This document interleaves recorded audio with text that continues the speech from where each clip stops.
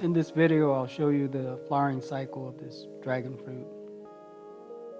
This is a Blanco Dragon Fruit. I purchased it a little over 3 years ago. I had it growing in a small container up until about 2 years ago when I transplanted it here.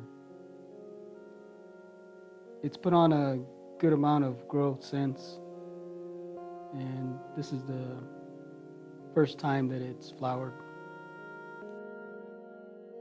I also have 5 other plants growing in this area.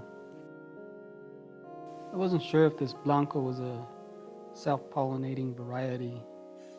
I did some research and found that some varieties require cross-pollination. This one, however, is obviously self-pollinating. The Blanco was the only one that produced flower buds and only one flowered. So it definitely is a self-pollinating variety. The flower buds started to form in early September. Initially, there were 2 flower buds that formed.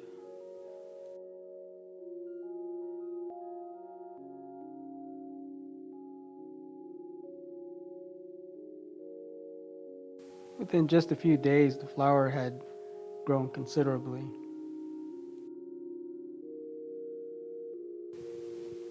I was amazed at the amount of growth it had put on in such a short time.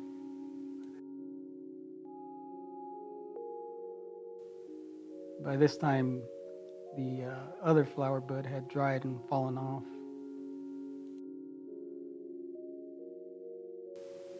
Here it is 3 days later.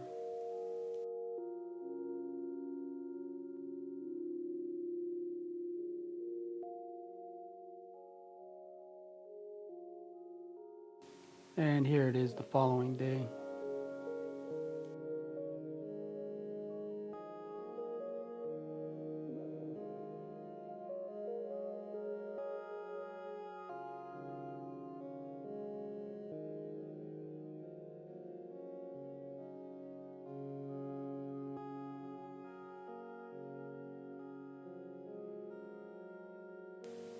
A couple of days later, I noticed a yellowish color on the outer skin.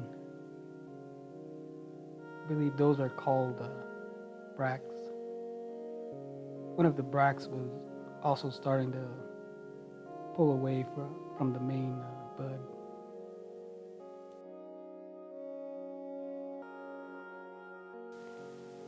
Here you can see that another one of those bracts is starting to pull away from the main bud, and you can see a little portion of the flower that is inside. I should also point out that this was the day before it bloomed. And here it is in full bloom the following day. From research I've done, these flowers usually bloom at night, and they only bloom for a few hours. I had checked on the plant the night before and it was still closed. I was a bit surprised to find it had bloomed in the morning. As I mentioned before, I wasn't sure if this was a self-pollinating variety or one that required cross-pollination. My original plan was to come out at night when it was in bloom and use a paintbrush to pollinate the flower. However, when I saw that a bee was already doing my job for me, I decided to let them do the work.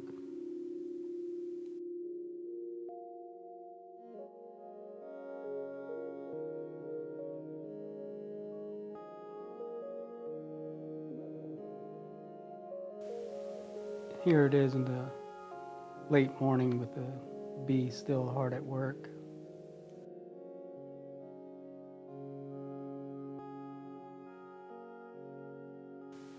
I had been checking it periodically in the morning, and every time I checked it, there seemed to be at least 1 or 2 bees on it.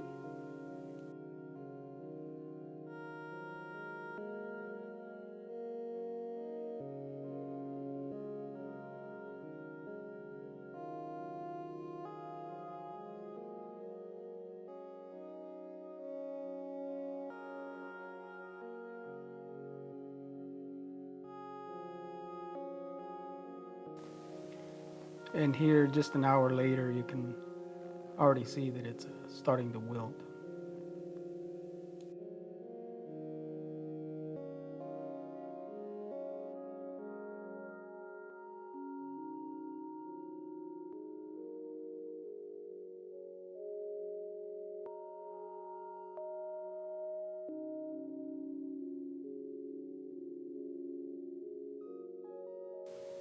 And here it is an hour later.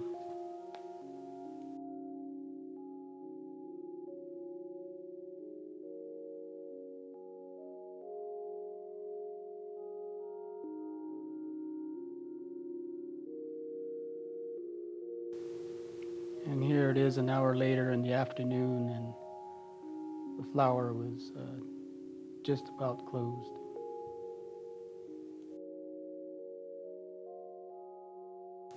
And by the evening, the flower had already completely closed.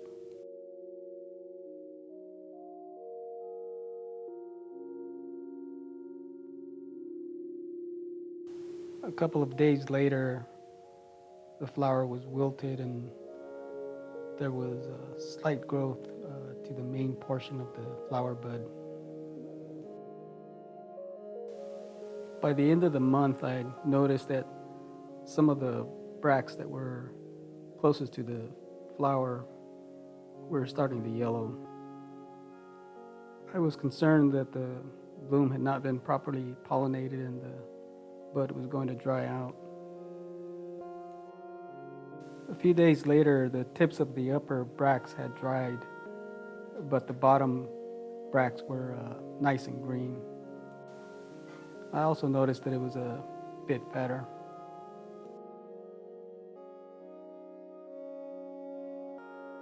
Within a few days, it was clear that it was putting on a good growth.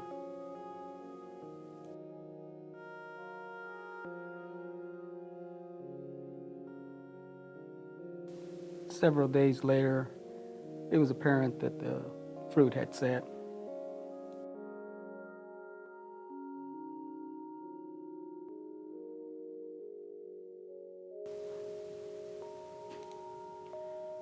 And here it is now. It's put on a good amount of growth and has a nice deep green color. I'm fairly certain this fruit is going to reach full maturity. I've never grown or tasted dragon fruit before. I'm certainly looking forward to trying one.